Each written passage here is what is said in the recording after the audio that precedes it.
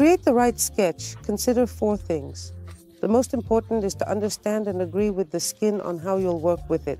Fixing the skin and working with the eyes is vital for us. Each subsequent block is smaller and lower than the previous. The pre-contour space must be in harmony with the contour. We should avoid rushing or hurrying to ensure a balanced outcome. Each and every millimeter of the eyelid should be shaded in a beautiful manner. Hooray!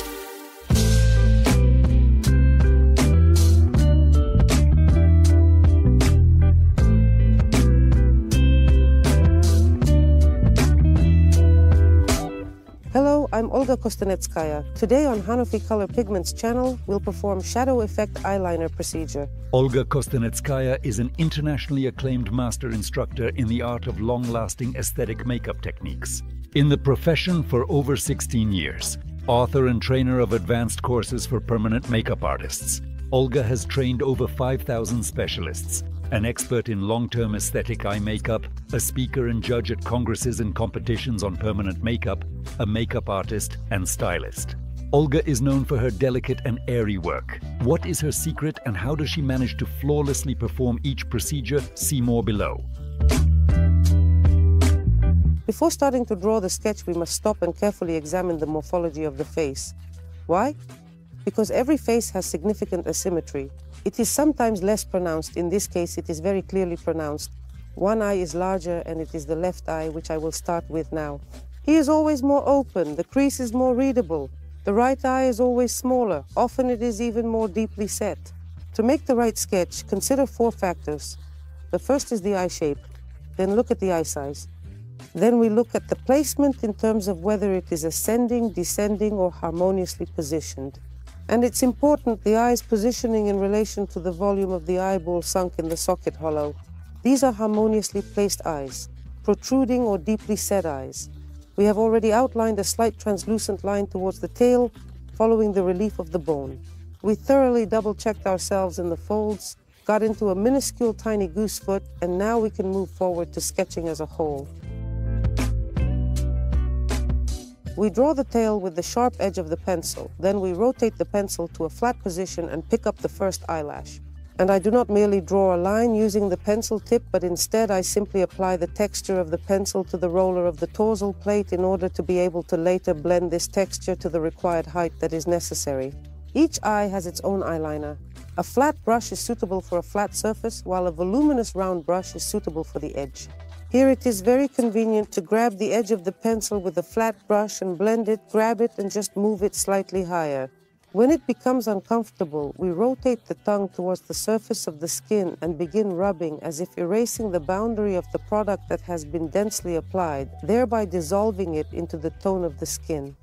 Carefully shifting the shading along the edge of the tail, higher and higher, also blending away. We grab the tip of the tail, stretch it out. The most crucial rule in achieving voluminous shading and sketching, including, is that the tail must be stretched to its maximum length, as shading should never extend all the way to the edge of the tail. Now let's assess the symmetry. Take a look at me. Tilt your head slightly downwards to check for symmetry. Exaggerate the diagonals, check left-right, make sure left-right are the same. Now we can proceed to perform the procedure. We always begin by fixing the tail. The tail is the foundation of the winged eyeliner. It must not be lost. This is the very most important, so we start working slowly and meticulously.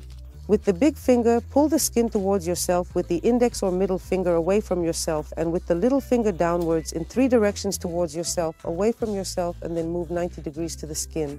I have done it twice, and now my task is to check. Pay attention, here we already have the outlines, we already have the shading. The skin, it's so very, very delicate. It immediately speaks about how one should work with it, even more gently, even more tenderly. We fix the wing of the eyeliner, as I am starting to work without primary anesthesia. My task now is to slightly fix the level of shading, create a subtle gradient, and then move on to the second eye, applying secondary anesthesia. Currently, I will be working with a medium saturated shade. It is a 3, it is a shade of dark brown color. Deep, warm, dark brown on a red base, and I will now immediately fill in the shadow level, transitioning into semi-shadow. But this shadow will be not enough. Later on, we will also add shade number 4 to it, just in case you can draw a potential height for yourself. I'll apply mascara at the end all the way to here. But for now, you can mark based on the skin folds where you'll apply mascara. Here, look, from the first crease to the second crease, here up to here. We blend upwards, downwards along the crease and then make sure to go back up to the wing tip of the eyeliner. Very carefully extracted the center, observed, there it is. I still refrain from touching the tail. The tail is a high responsibility area because it must be the most beautiful. So precisely to avoid losing it, I wipe off the second block, I look, and there might be even more. I'm deleting the third block. The key is to comprehend and agree with the skin on how you'll work with it. The first rule is efficiency. What does the efficiency rule mean? It means that the optimal amount of pigment should be applied per unit area, per unit of time. Take a piece of skin, and until it's colored, you can't leave. It always comes down to understanding the need to apply a lot of pigment. Apply pigment beautifully. Rule 2, paint beautifully immediately. Follow the third rule precisely. No need to paint to a visible color immediately. Apply makeup and wait. The most important rule is skin fixation. Fixing the skin when working with the eyes is everything for us. Somewhere it may be tightening, somewhere it may be good fixation, somewhere on the apple, somewhere moving the apple, transferring the area in which you work in the plane. Compliance and confidence that they help allow to achieve the best possible result.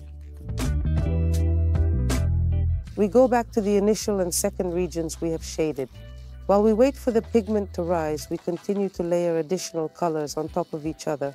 If you accidentally hit a sensitive area during the initial pass and swelling occurs, it is preferable to cease, administer secondary anesthesia with adrenaline, and allow the skin to calm down a little. The client should not feel very painful. The client should feel slightly uncomfortable because there is actually no anesthesia here. The skin, when devoid of surplus primary, there and so forth, greasy anecdotes, accepts pigment in the most top-notch and satisfactory manner. I started working by moving upwards, but to achieve results as quickly as possible, you can cross-cut the strands, creating a net-like effect. If you observe that the skin is highly vascular, you have the option to transition to a significantly slower pendulum motion, which will help eliminate these grasping and prodding actions. Started the procedure with a 0.25 diameter sharpening the long tape. The critical voltage on the power supply is around 5, but that's not enough. There is an unforgettable rule that emphasizes the effectiveness of low voltages in achieving desired outcomes. So we always start very delicately again to avoid over-traumatizing the skin so that it's clearly visible little by little. Next, you can slightly increase the voltage. Closer to the middle of the procedure or even closer to the end, you can work at maximum like this. I added a little pigment to the first block and switched to the second. At the moment I am working with shade number 3. It is a dark and warm brown shade that I find quite appealing. The darkest, warmest shade from the eye set. We have an additional 4, but it is quite cool on the eyes, in the area of the eyelid. We have the option to use the quad as an alternative to filling the interstitial space on individuals with very light-colored eyes when working with aging eyelids where the contrast is very low and requires special consideration. We removed the pigment and applied secondary anesthesia in a small amount. Not much is needed. I don't apply secondary anesthesia under the film, I just applied, distributed a small amount, and let it rest. We proceed to repairing the sketch on the right side, extract air from one's own skin downwards.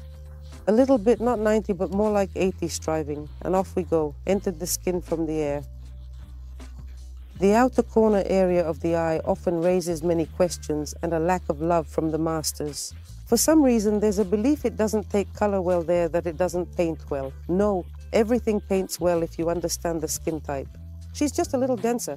And on herself, cotton swab, everything as usual. She pressed it a little. Sprinkle a cotton pad? Check. Is it there? Yes. I'll touch just a tiny bit. Why?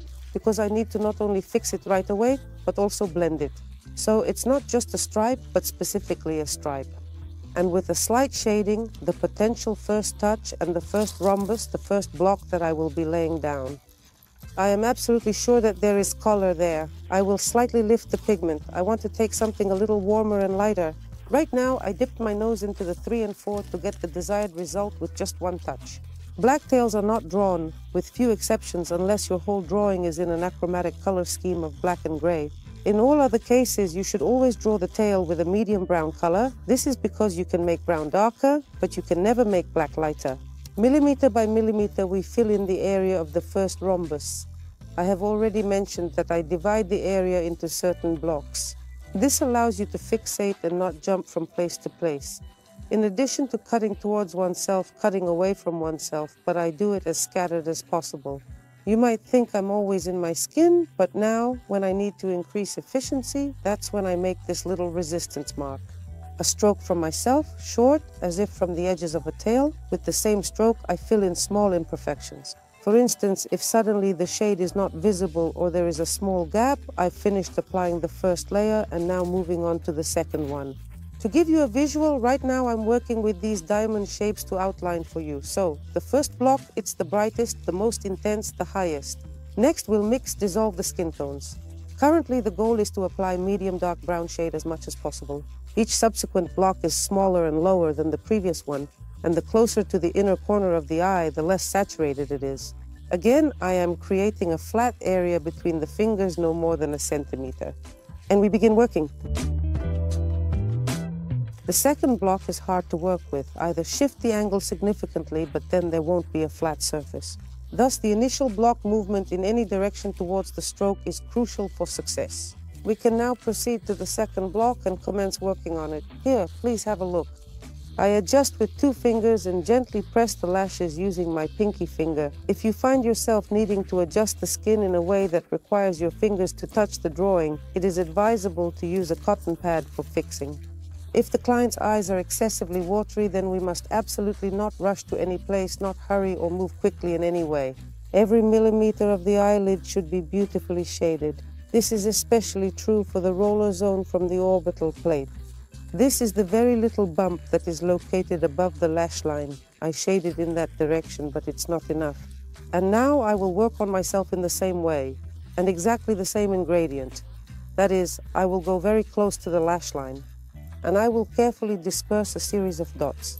A dot, it's like dust, it's like powder, it's completely unreadable. The quality of the pigment, along with its mega concentration and fine dispersity, enables the achievement of incredibly bright shading in the shortest amount of time, making it an ideal choice for efficient and vibrant artwork. We have evenly laid it. The shaping element is not too high, but rather at the perfect height for our requirements. We know we're waiting for color. The key is for it to lie beautifully. We've reached the middle of the eyelid. What's the point? We paint up to half of the eyes, and everything else is about creating the effect of a harmonious blending. To produce an entirely accurate impact in relation to sketching, makeup, and facial expression. Therefore, our shading does not end with anything, meaning the tail dissolves in the goat shade in the outer corner of the eye area, extending beyond. And we need to do the same towards the inner corner of the eye. I mean, here it is like nothing, and yet it is transferred to nothing. Apply color here, blend here. If when working on left eye, we fix skin on ourselves, away from ourselves and downwards, in this case, we need to open up inner corner of eye area, that is space from pupil to inner corner of eye. What do? The initial step? You take the distance from iris to iris and simply very, very gently start blending the pigment on it. And the skin in the area around the center and closer to the inner corner of the eye is thinner. Here the makeup is applied significantly faster, more efficiently, and we don't need to. Here we are not painting, but simply stretching to nothing. I repeat that I still work at a low voltage. In the critical voltage block, it's around 5.3. Note that I do not overlay. The rules of effectiveness are not necessary in this situation. I don't need to paint here, no need to stretch light here to nothingness. To accomplish such a stunningly beautiful soft shadow that originates from nothing and concludes with nothing. When I come to the inner corner of the eye with my index finger, I touch the volume of the eyeball, the skin flap, I just took it, meaning we never press on the eye, we only work with the skin. Pushed away from myself, directly pushed away, fixed with the thumb. And carefully here, as comfortable as you can, like me, loosely, you can just stretch it out, away from yourself, towards yourself. It doesn't matter, we are working towards the result. A small amount of peeling the area between the eyebrows in order to effectively color it without causing any pain or discomfort to the client during the process. So I lightly run through with such a peeling, perforating the area between the shoulder blades if the splash has arrived. Returning, or rather, focusing on the right eye again. Here we see that the color has lifted and there is no skin trauma. And we continue to layer, fill in beautifully, effectively, but not traumatically. Good stretching fixation. It is important to immediately ensure that the tail, this imitation of the last hair, does not read as a separate structure. The shading that extends to the tail by itself and the small strip of eyelashes are both very long by themselves, respectively. The space before the contour should be unified, whole with a contour. Currently, I am working with a shade called Troika that is medium dark brown. I still create depth in the outer corner of the eye. Sometimes, it's even better to place a cotton pad under the eyelash like this to catch it. At present, our focus is on a highly capricious area, namely the under eye region, which requires special attention and care. A pocket is a transition from a falling to a receding line. It's a kind of pain for masters. Opinion, poorly painted. Reality, beautifully painted. Apply lashes, stretch them tightly for the best possible result. I have just blended in a diagonal direction towards myself. I adjusted the position of my hand and will now blend upwards. So for this, I need to modify the position, refix the skin, stretch it. We established a flat area and commenced moving upwards. In essence, it is akin to a color peeling process. Exceedingly light, soft, and exhibits such a stunning blend of colors that is truly captivating to behold. Our focus was on the intergluteal space region. We employed pigment number 4 for the procedure. It is the deepest, darkest shade, perfect for enhancing the beauty of medium light eyes with its rich and intense color. There is more than enough contrast. I placed it medium tightly, slightly shaded the tarsal plates on the roller, and now we have a shape, we already have a gradient.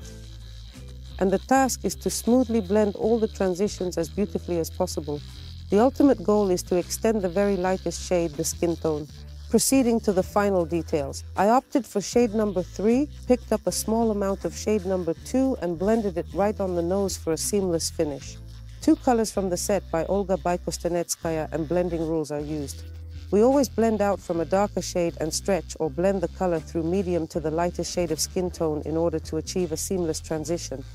This technique ensures that the colors seamlessly blend together, creating a natural and harmonious look on the skin. We ensure the smoothest transition and constantly remember that the tail is longer than the upper boundary of the shading, maintaining a seamless flow between elements. The blending extends all the way to the edge of the tail. I am dedicated to creating the smoothest, most seamless transition that is humanly possible. I am skilled in using voluminous techniques which involve going beyond the crease, and this greatly helps in harmonizing proportions when working with an aged eyelid, providing a more balanced and natural look. And occasionally anatomically and with harmonious proportions when, for instance, we possess a closed eyelid, and in the event that you do not go beyond the crease, you will not accomplish anything beneficial in essence. So, in no way will you decorate your eyes. The beauty of the textures I'm currently working with performing the procedure is that you just need a completely microscopic amount for it all to stay, for it all to heal beautifully. Warmth in shade looks beautiful and heals nicely. Just as on light skin with pheomelanin, tattoos on darker skin with eumelanin are quite striking. The set was specifically designed not only to make life easier for artists, not to think about what to use, what shade to use in the middle part of blending from start to finish, but also to make it clear to me as an artist that there is a certain regional specificity.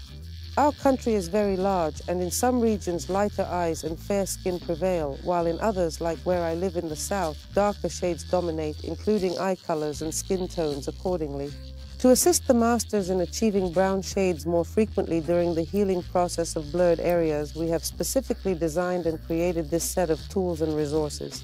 Certainly, I would like to mention that this set is not only designed for working on the eyes. This set can be effectively utilized for working in the brow region as well, enabling artists to also achieve maximum warm shading and enhance their artistic creations.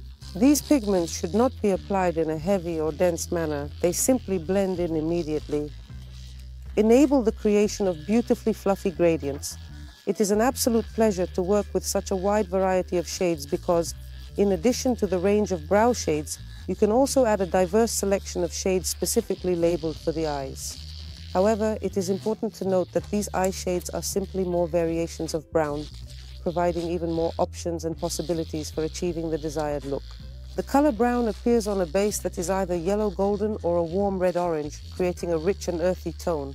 Take a moment to look at the abundance of opportunities that are already available for you to expand your range or color palette.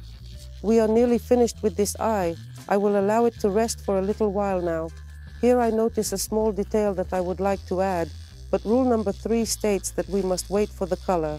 And now I will finalize drawing the second eye. We will also finalize it and examine what we have in the end to see the final result.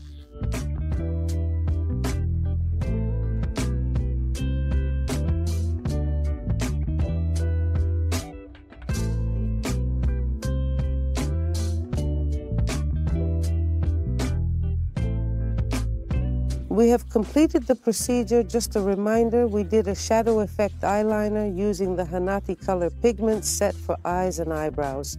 If you enjoyed it, please like and leave comments. This is Olga Kostinetskaya with you. Until we meet again, bye. Пока.